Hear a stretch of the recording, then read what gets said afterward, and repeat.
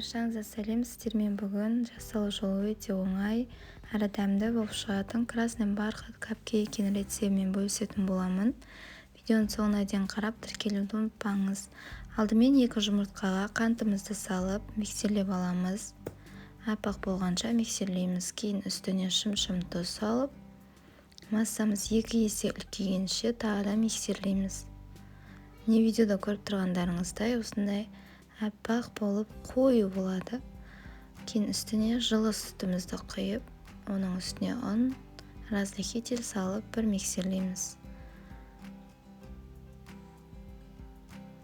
Қалған ұнымызды какаоны салып миксерлеп аламыз. Үстіне бояғыш салып, массамыз қызыл түске енгенше миксерлейміз.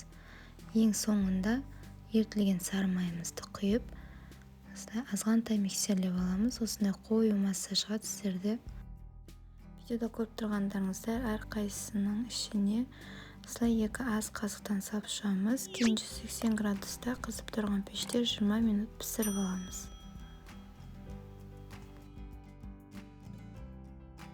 Біздің капкейкіміз суығанша бетіне кремін дайындаймыз. Ол үшін салқын сливкаға қант ұнтағын салып, қоюланғанша миксерлеп аламыз. Мінекей осындай қою масса шығады. Кейін үстіне салқын творожный сырымызды салып, өзінің формасын ұстайтындай қатты масса болғанша миксерлеп аламыз.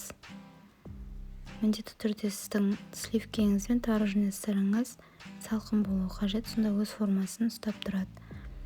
Мінекей осылай кондитерлік мешокқа насатканы салып, дайын болған кремімізді салып шығамыз. Өздеріңіз қалауларыңызша ішіне краситель қоссаңыздар да болады. Мен әдемі узор қалдырсын деп 2 түстен краситель қостым.